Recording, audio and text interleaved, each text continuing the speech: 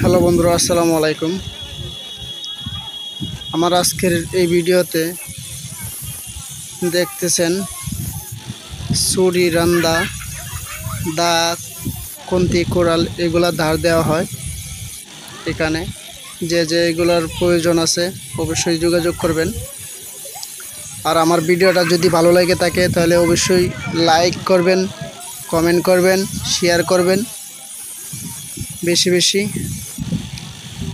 আর আমার চ্যানেলটিতে যদি নতুন হয়ে থাকেন চ্যানেলটি সাবস্ক্রাইব করে পাশে থাকা বেল আইকনটি বাজিয়ে রাখুন। তা চলুন আমরা একবার মূল ভিডিওটা দেখে আসি কীভাবে এখানে এগুলো ধার দেওয়া হয়।